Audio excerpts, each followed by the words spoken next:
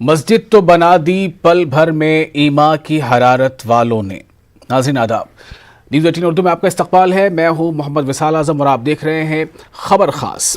खबर ख़ास में आज ये ख़ास मौजू कि लॉकडाउन के दौरान सबको अगर फ़िक्र है तो अपने आप को बचा लेने की, अपनी ज़िंदगी बचा लेने की, अपने अजीज़ों की ज़िंदगी बचा लेने की, अपने रिश्तेदारों की ज़िंदगी बचा लेने की।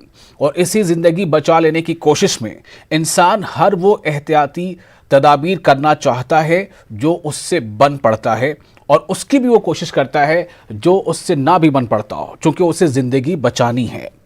लेकिन सबसे अहम सवाल ये है कि किसी भी इंसान का लगाव जब किसी मज़हब से होता है तो फिर उसकी उनसियत, उसका लगाव मजहबी मकामात से भी हो जाता है। ऐसे में सवाल अहम ये है कि जब लॉकडाउन के दौरान इबादतगाहों में जाने पर पाबंदी है, आप बहुत कम तादाद में या मखसूस तादाद में मसाजिद का रुख कर सकते हैं, तो क्या आपके जहन में ये सवाल कभी आया कि आखिर मसाजिद के जो अखराजात हैं उसके इंतज़ामात को लेकर क्या कुछ कदम उठाए गए? चूँकि नाज़रीन, हम सब ये जानते हैं कि मुल्क में जितनी भी मसाजिदें हैं उनमें से ज़्यादातर मसाजिद या ज़्यादातर मस्जिदों में जो वहाँ का इंतज़ाम है वो सब कुछ मुनहसर है वहाँ के अवामी चंदों पर। क्या आप इस बात पर गौर कर पा रहे हैं कि क्या जब मस्जिद में नमाजी आ नहीं रहे हैं तो फिर ऐसे में क्या अवामी चंदे पहले की तरह हो पा रहे हैं? और अगर नहीं हो पा रहे हैं तो फिर कैसे हो पा रहा है इमाम मुअज्जिनीन की तनख्वाहों का इंतज़ाम और दीगर अखराजात पूरे? यही है सबसे अहम सवाल।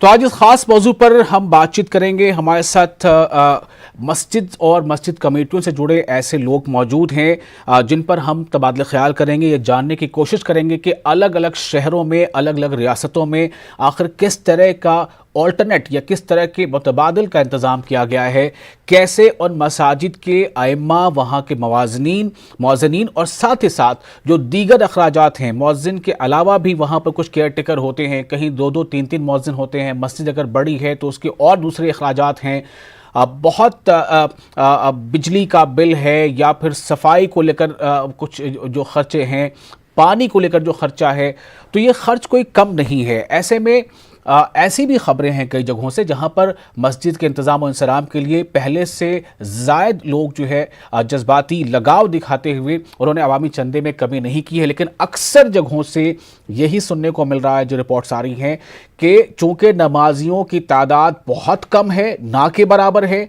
और वो इसलिए नहीं है कि वो आना नहीं चाहते, बल्कि कोरोना को लेकर के जो पाबंदी आयद है, कोरोना को लेकर जो प्रोटोकॉल या जो उसकी एहतियाती तदाबीर करनी है, मकामी इंतज़ामिया की हिदायत पर अमल करना है, रियासती हुकूमतों के हिदायत पर अमल करना है, उसके वजह कर नमाजियों की तादाद मस्जिदों में कम हो रही है। मैं आपको सबसे पहले एक बयान सुनाता हूँ। मेरठ से हमारे पास एक बयान है मस्जिद के एक मुअज्जिन का और वहाँ के जो खतीब हैं उनका, कि उन्हें किस तरह की मुश्किलात दरपेश हैं। लॉकडाउन की वजह से मसाजिदों के अंदर नमाजी आ नहीं रहे, सिर्फ 5 आदमी नमाज़ें अदा कर रहे हैं। उसका मस्जिद पर जो अखराजात पर जो बहुत बड़ा असर पड़ा है, और वो सबसे बड़ा असर यही है कि मस्जिद की तामीरात का काम रुक गया, क्योंकि आमदनी नहीं है, और जो मुख्तसर सी किरायों की आमदनी है उससे मस्जिद के मुअज्जिन या इमाम या दूसरे अखराजात हैं वो भी पूरे होना बड़े मुश्किल हो रहे हैं। आम आदमियों का जो चंदा, जो आम लोग, जो क्योंकि नमाजी जब यहाँ आता था तो सिर्फ इस बात से कि वो अल्लाह ताला के घर के अंदर अपने पैसों को लगाना चाहता था, अपने सही पैसों को लगाकर उससे सवाब हासिल करना चाहता था, और आज वो सवाब से भी महरूम है, क्योंकि वक्त पे तनख्वाह नहीं मिलती है, क्योंकि किराएदारों से किराया नहीं वसूल हो रहा है। जिनके पास जाते हैं कि वो लॉकडाउन का बहाना बना के कहते हैं कि भाई हमारा ही कुछ खर्चा वर्चा नहीं चल रहा, तो फिर आप लोग कहाँ से थे। हर जुमे की जो रसीदें 4-5 हज़ार रुपये कम से कम हो जा करे थे, मगर अब तो बिल्कुल ही बंद हो रहा है वो मामला। ये कटी है 3 सन 2020 के अंदर आखिरी रसीद। आपने गौर से सुना ही होगा, मुअज्जिन मोहम्मद सालिम ये कह रहे थे कि जो आखिरी रसीद मस्जिद के नाम पर कटी है वो कटी है 3/3/2020, यानी मार्च के महीने की 3 तारीख 2020। और 2020 के हम मार्च के महीने में नहीं बल्कि अब हम सितंबर के महीने में हैं। तो मस्जिद की रसीद, आखिरी जो रसीद कटी है वो मेरठ का जो आप अभी सुन रहे थे बयान, वो मार्च के महीने की कटी है। आप अंदाज़ा कर सकते हैं कि लगभग ऐसे तमाम मसाजिद के इंतज़ामात इंसराब जहाँ पर कोई सरकारी मदद जिन मस्जिदों में नहीं है, बहुत कम ऐसी मसाजिद हैं पूरे मुल्क में जो किसी न किसी स्कीम के तहत वो सरकारी फ़ंड या सरकारी पैसे वहाँ आते हैं, लेकिन ज़्यादातर जो मसाजिद हैं वहाँ पर वो सिर्फ़ और सिर्फ अवामी चंदे पर उनका इन्हिसार है। हम बात करेंगे, हमारे साथ मौजूद हैं प्रोफेसर ज़ैनुस साजिदीन सिद्दीकी जो शहर काजी हैं मेरठ के। आपका इस्तकबाल है। मौलाना सज्जाद अहमद नदवी भी हमारे साथ पटना से जुड़ेंगे, ये सदर हैं कुल हिंद इमाम मसाजिद बिहार के। और इलियास शमसी हमारे साथ जुड़ेंगे, बल्कि जुड़ चुके हैं, वो हैं खतीब मस्जिद उस्मानिया और समाजी कारकुन भी हैं हैदराबाद से हमारे साथ।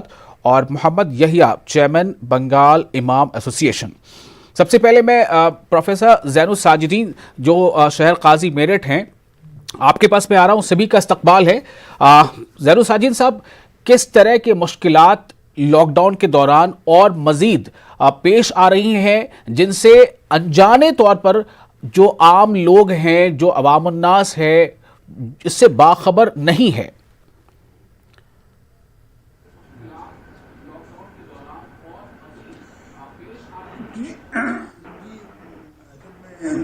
पहले तो मैं बहुत शुक्रगुजार हूँ कि इस अहम मौजू पर आपने एक मुज़ाकरा रखा।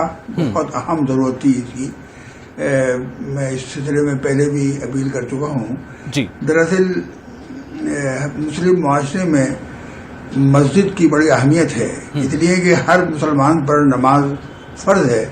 इसलिए हर इलाके के अंदर, हर मोहल्ले के अंदर एक मस्जिद होती है और उस मस्जिद में जो बहुत ज़रूरी अमला है उसमें एक इमाम, मुअज्जिन और सफाई करने वाला, ये बुनियादी तौर पर ये तो उसके वो लोग हैं जो काम करते हैं।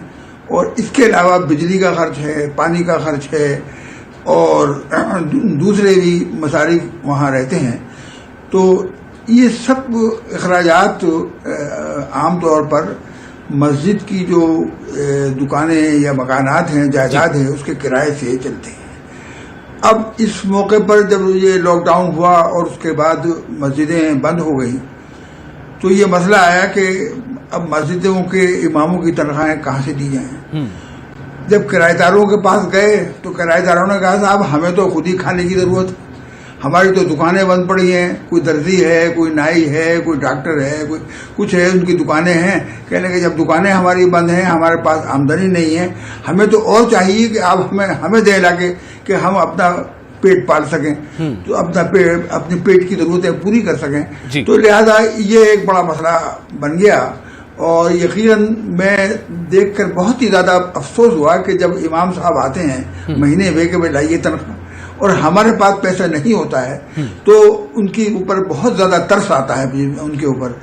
तो ये वाकई बात है कि ये बहुत बड़ा एक अहम मसला है और इसके लिए मैं ये समझता हूँ कि जब तक कोई एक ट्रस्ट ऐसा नहीं होगा कि जो इमामों की और मुअज्जिनों की और मस्जिदों के मसारिफ के अखराजात के लिए वो इंतजाम न करे, तो ये मसला हल नहीं हो पाएगा। इस वक्त जब ये मुश्किलात पेश आई तो हमने मुख्तलिफ लोगों को इस तरफ तवज्जो दिलाई कि भाई आप हमें चंदा दीजिए। चंदा देने वाले थे वो चंदा भी दे देते कुछ लोग, तो उन्होंने भी कहा कि भाई हमारे पास तो खुद ही नहीं है। और बहुत से अहले सरवत हैं वो इस पर तवज्जो नहीं दे रहे हैं। यकीनी तो बहुत से अहले सरवत हैं, यानी ऐसे लोग माशरे में हैं जिनके पास माशे मुश्किल कोई बड़ी मुश्किल नहीं है, जिनके पास न पैसों की कमी है न ज़राए की कमी है, लेकिन उनकी खातिर खास तवज्जो इन इबादत गाहों की तरफ नहीं हो पा रही, ये बात भी सामने आ रही है। मोहम्मद यहिया हमारे साथ मौजूद हैं, चेयरमैन हैं बंगाल इमाम एसोसिएशन के।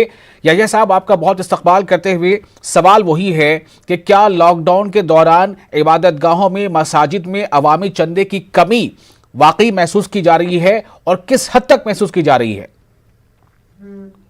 जी अस्सलाम वालेकुम। वालेकुम सलाम। एक्चुअली ये जो लॉकडाउन हुआ था उस टाइम पे तो रियली एक जिसको क्या कहते हैं भूकंप जैसा हो गया था, पूरा इंडिया को तो पता ही है। हम्म। तो इकोनॉमिक्स जो खतरनाक पोजीशन में पहुंच गया, तो बंगाल में उसको अलग नहीं है। हम्म। तो हालांकि बंगाल में एक सुविधा है, हम्म। जैसे ममता बनर्जी सरकार जो है जी।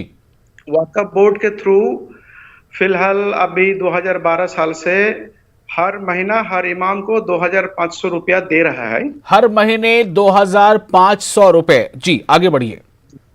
और मुअज्जिन को 1,000 रुपया दे रहा है। ये हर महीना रेगुलर चालू है 2012 साल से। क्या ये बंगाल की तमाम मस्जिदों के लिए है? जी जी, इंशाल्लाह फिलहाल अभी 54,000 इमाम और मुअज्जिन को मिल रहा है। करीब मान लीजिए 30-32 हजार मस्जिद और बाकी जो है मुअज्जिन को मिला है, जो जो अप्लाई किया है। तो इनिशियल स्टेज में अप्रैल महीना में फर्स्ट वीक में जो आते रहते हैं पैसा, उस टाइम थोड़ा दिक्कत हो गया था। बाद में वो भी एडजस्ट कर लिया है। हर महीना एटलीस्ट वो पैसा की वजह से इमामों और मुअज्जिन को जो है भूखा मरने से अल्लाह ताला हिफाजत कर दिया है। लेकिन मैं यहया साहब एक सवाल यहाँ पर दोहराना चाहूँगा कि ये बहुत अच्छी बात है, चूँकि आप खुद कह रहे हैं कि हुकूमत का, यानी बंगाल हुकूमत का ये कदम जो है काबिल सताइश ज़रूर है, लेकिन महीने भर में 1,000 रुपये मुअज्जिन को, महीने भर में 2,500 रुपये इमाम को, क्या ये काफ़ी के करीब भी है? एकदम नहीं है, काफ़ी के करीब भी नहीं है। मैं ये कह रहा हूँ जो भूखा मरने से अल्लाह ताला रुका दिया है। मैं ये नहीं कहा हूं जो उसका बहुत अच्छा सहूलत से गुजरा है जी। लेकिन उस टाइम का जो हाल हुआ है, मान लीजिए बंगाल का बात कर रहा हूं मैं खास करके जी, जब लाखों करोड़ों आदमी जो है ऐसा गुजरात से, महाराष्ट्र से, केरला से, दिल्ली से वापस आ रहे थे, आपको पता है, जिसको परिजाई श्रमिक कहते थे वो लोग, जो मेनली उसका ज्यादा संख्या जो है मुसलमान ही थे। और पूरा मुस्लिम मोहल्ला जो गांव-गांव में थे सब पूरा वापस आ रहे थे। तो उसके पास भी खुद खाने का नहीं था। तो मस्जिद का चंदा का बात आप छोड़ दीजिए जी। जो मस्जिद में महीना में कम से कम 20,000 25,000 कलेक्शन होता था जी, वो मस्जिद में हालांकि 1,500 होना भी मुश्किल हो रहा है। अच्छा, एक सवाल और है कि ठीक है, बंगाल की हुकूमत ने ये इंतजाम कर रखा है कि जो मस्जिदों के मुअज्जिन हैं उनको 1,000 रुपया महीने का और जो इमाम है उन्हें 2,500 रुपये महीने का। ठीक है, चाहे जो मकसद रहा हुकूमत के सामने, लेकिन ये वहां मिल रहा है। लेकिन जो दीगर अखराजात हैं, मसाजिद की जो बिजली का बिल है, पानी का बिल है, सफाई का अमला होगा, ऐसे बहुत सारे और अखराजात होंगे, वो कैसे पूरे हो रहे हैं? वही बता रहा हूँ। लेकिन और बंगाल गवर्नमेंट ये भी कर दिया है, जैसा आप मान लीजिए मार्च से लेकर के अभी तक इलेक्ट्रिक बिल जो है कोई पर्सन से भी अभी तक कलेक्शन के ऊपर जोर नहीं दिया है। मस्जिद मदरसा के लिए खास करके अलग कुछ सर्कुलर नहीं दिया है, लेकिन इतना कुछ प्रेशर भी नहीं दिया है जो आप नहीं देने से कट देगा लाइन, ऐसा कुछ भी नहीं किया अभी तक। अच्छी बात, अल्हम्दुलिल्लाह एक बहुत बड़ा सहूलत सबके लिए कर दिया है। हिंदू मुस्लिम मस्जिद मदरसा सबके लिए कर दिया है। अभी तक जो है जो ड्यू है कलेक्शन के लिए जोर नहीं दिया है। और कलकत्ता खास के अंदर जो कलकत्ता CSC है वो तो 2 महीने का बिल भी मौकूफ कर दिया है ऑलरेडी। तो अल्हम्दुलिल्लाह काफी सारे इंतजाम वेराइटीज तरफ से होने का कोशिश चालू किया था वो लोग। जी ठीक है, मैं आपके पास फिर से आता हूं। यहया साहब आप हमारे साथ बने रहें। मौलाना सज्जाद अहमद नदवी हैं, ये सदर हैं कुल हिंद अइम्मा मसाजिद बिहार से, पटना से हमारे साथ जुड़ रहे हैं। सज्जाद साहब, बिहार और पटना या बिहार में क्या हालात है, वहाँ पर कितनी बड़ी ऐसी तादाद वहाँ पर मसाजिदों की है जिसमें सरकारी कुछ मदद मिलती हो, या फिर ये कि वो अवामी चंदे पर ही इनका इन्हिसार है?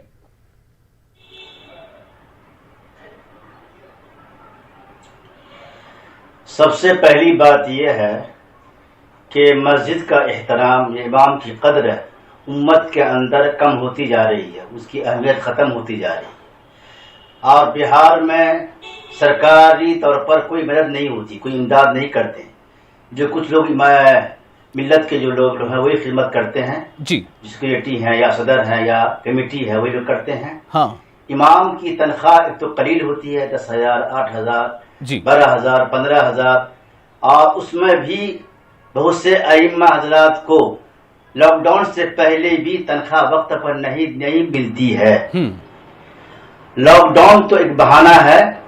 अल्हम्दुलिल्लाह इस कौम के पास पैसे की कमी नहीं है, और ऐसे लोग हैं जिनके पास पैसे इतने हैं कि अगर पुश्त लोग खाते रहेंगे फिर भी खत्म नहीं होगा।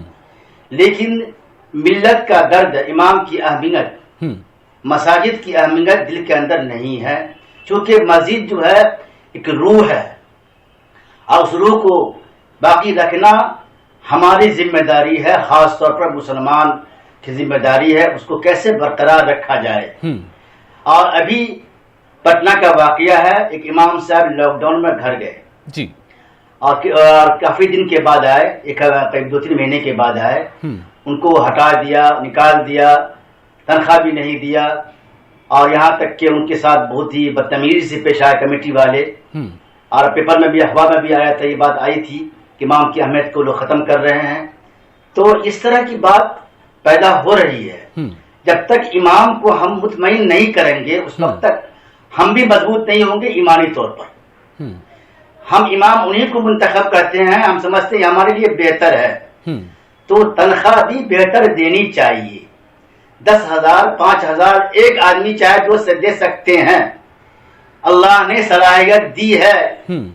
हमारी कौम के अंदर ऐसे लोग मौजूद हैं जी, अपने अखराजात को कम करके, आप गाड़ी पर गाड़ी ले रहे हैं, गाड़ी को चेंज कर रहे हैं, आप अपने पर्दे को चेंज कर रहे हैं, अपने सोफा को चेंज कर रहे हैं, अपने घर के ऐशो आराम की चीजों को बदल रहे हैं, लेकिन इमाम की तरफ तवज्जो नहीं है।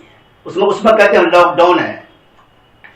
अभी लॉकडाउन तो दूर की बात है, मैं ये कह रहा हूं कि लॉकडाउन से पहले भी जी ये मामला मुस्तहकम नहीं है, इसको मुस्तहकम करने की जरूरत है। ठीक है, अगर बहुत इमाम बहुत मजबूत नहीं बहुत होंगे, जो है मुस्तहकम नहीं ऐसा होंगे, ऐसा मामला, याद ऐसी रखिएगा, बात वहां से इमाम सामने हमारा आ रही है सज्जाद अहमद साहब, वाकई तकलीफ तो हो रही है।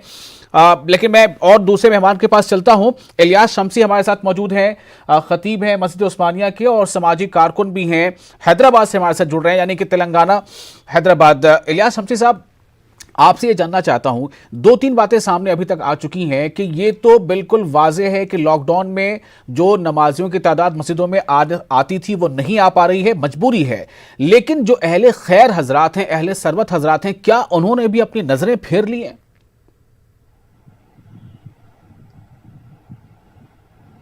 देखिए मोहतरम, पहली बात मैं इस बात की वजाहत कर दूं कि हमारा इमाम का जो मुकाम है वो कोई तनख्वाह याफ्ता मुलाजिम नहीं है। हमारा इमाम है, वो हमारा नौकर नहीं है। और दूसरी सबसे अहम बात यह है कि इस कोरोना वायरस ने हमारी आंखें खोल दी है। इस कोरोना वायरस में एक ही चीज खुली थी जो हुकूमत की तरफ से इजाजत थी, वो एसेंशियल कमोडिटीज यानी जरूरियात जिंदगी की चीजें। क्यों ना हिंदुस्तान भर के तमाम उलमा इकराम, तमाम इमाम, मुअज्जिन हजरात और मसाजिद एक सोशल बिजनेस मॉडल की तरफ बढ़े, अवामी चंदे को बर्खास्त करें। कब तक मांगने वाले बनेंगे? क़यामत तक हम लोग मांगेंगे? मांगने वाला काम नहीं, हम तिजारत करेंगे। हर मस्जिद में मलकी होती है, आप उस मलकी में एक कारोबार लगाइए, उस कारोबार की आप इमाम और मुअज्जिन को उसकी जिम्मेदारी दीजिए, वहां से रेवेन्यू पैदा कीजिए, वहां से आमदनी होगी। देखिए, नमाज तो कोई 24 घंटे पढ़ाता नहीं है, 5 वक्त नमाज पढ़ाई जाती है। तो जब मुसल्ली खुद अपना कारोबार बंद करके नमाज के लिए आता है तो इमाम भी अपना, मुअज्जिन भी अपना कारोबार बंद करेगा। यानी कहने का मतलब यह है कि मस्जिद को मुस्तकिल एक बिजनेस मॉडल के तौर पर, सोशल बिजनेस मॉडल के तहत अपनी खुद आमदनी पैदा करने का काम शुरू करना चाहिए। ये शिकायतें करने से मसले हल नहीं होंगे, खुदा भी हमारी मदद नहीं करेगा। देखिए, इमाम को मांगने वाला बना के साबित कर दिया गया। कमेटी का मेंबर आता है, इमाम की इज्जत नहीं करता है, मामूली आदमी आके इमाम को फैन बंद क्यों है बोल के झिड़की देता है। ये सब क्यों हो रहा है? ये सब इसलिए हो रहा है कि उसकी तनख्वाह देते हैं। तो इस कोरोना वायरस में मैं ये समझता हूं कि जहां पर इसमें बहुत सी तकालीफ आई हैं, इसमें एक रास्ता भी पैदा हुआ है। और अल्हम्दुलिल्लाह हैदराबाद में हम ये सोशल बिजनेस मॉडल पे मसाजिद के इमाम और मुअज्जिनों को एम्पावर करने का हमने काम शुरू कर दिया है। हम ये काम हैदराबाद में शुरू कर चुके हैं, जिसमें हम ये बता रहे हैं कि मसाजिद मांगने का मरकज नहीं, झोली लेके फिर के 2 रुपए 5 रुपए डालो नहीं। अल्लाह के घर की बेइज्जती है 2-5 रुपए जमा करना। इसके बजाय जिस तरह मैं मेरी जिंदगी गुजारने के लिए तिजारत करता हूं, अल्लाह के घर को चलाने के लिए भी हमें तिजारत यहाँ पर बात सामने आ रही है। मोहम्मद यहिया साहब, मैं आपसे चाहूंगा कि आपका कैमरे से बहुत आप नजदीक हो चुके हैं, थोड़ा सा कैमरे से दूर जाएं। जी, ये बेहतर है। मैं शहर काजी आपके पास आ रहा हूँ। ज़ैनुल साजिदीन साहब हमारे साथ मौजूद हैं। ज़ैनुल साजिदीन साहब, मेरा सवाल ये है कि बेशक नमाजियों की तादाद कम आ रही है, अवामी चंदे कम हो रहे हैं, लेकिन जो अभी इलियास शम्सी साहब कह रहे थे, क्या वाकई कोरोना ने अब हमें एक दूसरे रास्ते की तरफ सोचने के लिए मजबूर किया है? क्या ये रास्ता सही है? मुमकिन है इस पर चलना?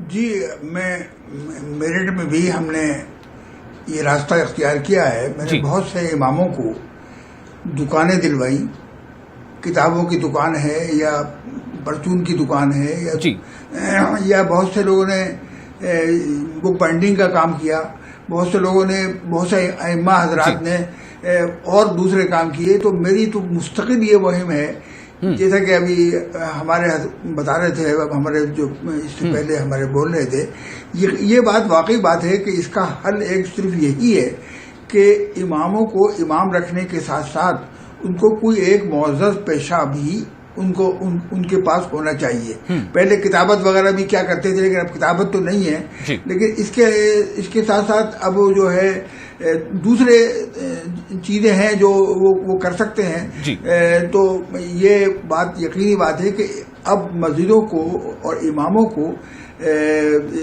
अपने आप अपनी अखराजात का निकालना चाहिए। एक और सवाल है जो सज्जाद अहमद नदवी साहब ने जिस तरफ इशारा किया था कि मिल्लत का दर्द कम हो गया है, क्या आप भी ऐसा मानते हैं? मैं ये कह रहा था, नहीं, दर्द हो भी, लेकिन ये मसला हल नहीं हो सकता ये कि हम अगर मसाजिद को बाहर से इमदाद के इंतजार में रहें। ये ज़रूरी है कि इसके लिए अइम्मा को ट्रेनिंग दी जाए और उनको कोई ना कोई काम कराया जाए। असल में ये बात बहुत ज़रूरी है कि जैसे दूसरे हजरात खुशहाल खुशपोश रहते हैं और अच्छी ज़िंदगी गुजारते हैं, इमाम को भी ऐसा ही होना चाहिए कि वो लोग देख के ये कहें कि हाँ, ये हमारा लीडर है, ये हमारा लीडर है, हमारा इमाम है, ये हमारा लीडर है, हमारा इमाम है। बिल्कुल। यहिया साहब के पास में आ रहा हूँ। यहिया साहब, क्या बंगाल में ये सूरत हाल है? वहां जो मसाजिद के इमाम मुअज्जिन हैं वो सिर्फ क्या नमाजें पढ़ाते हैं 5 वक्त की, क्या, या फिर इसके अलावा उनकी कुछ मसरूफियात भी हैं, कुछ जरिया भी है और रोजगार का? बहुत कम मस्जिद में है जो मस्जिद का इमाम साहब जो है कोई मदरसा में पढ़ाते हैं, कोई स्कूल में पढ़ाते हैं, कोई कारोबार करते हैं, ऐसा काफी सारे हैं, लेकिन इतना खास नंबर पे नहीं है। जैसे मैं आपको कहा, आप मान लीजिए अभी 35,000 इमाम है जी, उसमें 32,000 का गवर्नमेंट से मिल रहा है, लेकिन बाकी उसमें आप मान लीजिए हो सकता 1,000-1,500 इमाम का जो है अलग कुछ इंतजाम है, अपना कारोबार है, खेती बाड़ी है, कुछ मदरसा में पढ़ाते हैं, कुछ स्कूल में पढ़ाते हैं, ऐसा भी काफी है, लेकिन इतना खास नंबर पे नहीं है। लेकिन क्या ये जरूरी है कि इसको खास किया जाए, इस पर फोकस किया जाए, जो इलियास साहब कह रहे हैं हैदराबाद से कि हम मांगने वाले नहीं देने वाले बन सकें? देखिए, हजरत जो कहा है ये कॉम्प्लीट डिफरेंट एक इशू है। लगता है इमीडिएटली ये स्टूडियो में बैठ करके इसका हल करने का चीज है, एक लंबा मसला है, इसको लेकर के काफी लंबा चर्चा होना जरूरी है। और एक भाई साहब कह रहे हैं जो हमारा इसका जो है दर्द कम हो गया। भाई, दर्द मापने के लिए तो कोई थर्मोमीटर है नहीं, ये नहीं है जो दर्द कम हो गया। मेरा नजर में लग रहा है अल्हम्दुलिल्लाह अभी भी मुसलमान का उसका मस्जिद और इमाम की तरफ जो दर्द होना चाहिए है। कभी कभी क्या होता है, कुछ सिचुएशन के ऊपर कुछ चेंज हो सकता।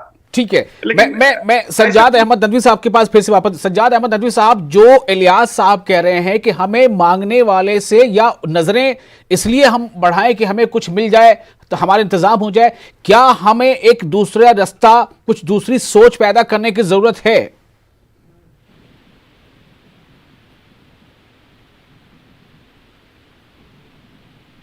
सज्जाद अहमद नदवी साहब को मेरी आवाज मिल पा रही है?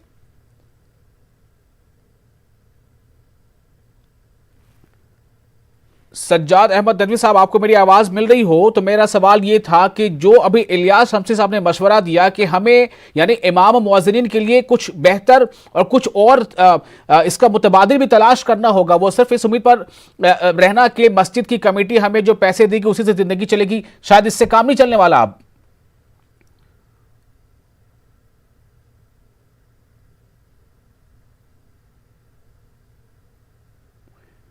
सज्जाद अहमद नदवी साहब को मेरी आवाज लगता नहीं मिल पा रही है, मैं कोशिश करूंगा फिर से वहां जाने की। इलियास साहब, आप मेरे ख्याल से आप वाकिफ हैं बंगाल या बिहार या फिर खासतौर से जो शुमाली या शुमाल मशरक़ी जो हमारी रियासतें हैं, वहाँ अमूमन जो है थोड़ी गुर्बत है, तनासुब उसका अगर आप देखेंगे साउथ के मुकाबले, तो इसमें लेकिन ये गुर्बत मुझे लगता है एक बहाना नहीं हो सकता।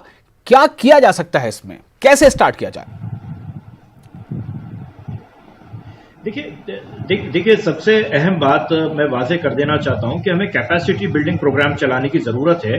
देखिए हमारी उम्मत का मसला ये है कि हम बहुत ही पोटेंशियल है, हम लोग मजबूत है, ताकतवर है, सिर्फ हमें एहसास दिलाने की जरूरत है। हैदराबाद या फिर साउथ इंडिया में ले लीजिए कि हमारे पास 90% बिहार, झारखंड, यूपी, बंगाल के इमाम और मौज़िन हजरात हैं। अल्हम्दुलिल्लाह मैं काफी लोगों को देखा हूं कि आज वो लोग बिल्डर बन गए हैं, वो लोग फॉर्च्यूनर गाड़ी मेंटेन करते हैं। एक मस्जिद का इमाम क्या कोई सोच सकता है? हजरत मौलाना रिजवानुल कासमी को ले लीजिए, उनका खुद ताल्लुक बिहार से है, उनका तो हजरत का तो इंतकाल हो गया, लेकिन आज हैदराबाद के अंदर बहुत बड़ा एस्टेब्लिशमेंट है। मौलाना खालिद सैफुल्लाह रहमानी को ले लीजिए, ये मुस्लिम पर्सनल लॉ बोर्ड के जनरल सेक्रेटरी है। आज कोई नहीं कह सकता है कि खालिद सैफुल्लाह रहमानी साहब पुराने वो जमाने के, आज अल्हम्दुलिल्लाह वो भी जो है 4 व्हीलर मेंटेन करते। तो कहने का मतलब ये कि अज़्म होना चाहिए, हिम्मत होनी चाहिए, और जब वहां के लोग साउथ में आकर एम्पावर हो सकते हैं तो वहां पर भी एम्पावर हो सकते हैं। अपॉर्चुनिटीज पैदा करने के लिए मेरा एक मशवरा यह है कि हमें एसेंशियल कमोडिटीज से रिलेटेड बिजनेस में हमें उतरना चाहिए। जो एसेंशियल कमोडिटी से रिलेटेड बिजनेस में, तिजारत में उतरना होगा। तिजारत सुन्नत भी है। बहुत शुक्रिया आप तमाम मुअज़्ज़िज़ीन का इस खास प्रोग्राम में बने रहने के लिए, और नाज़रीन आपका भी बहुत शुक्रिया। आदाब।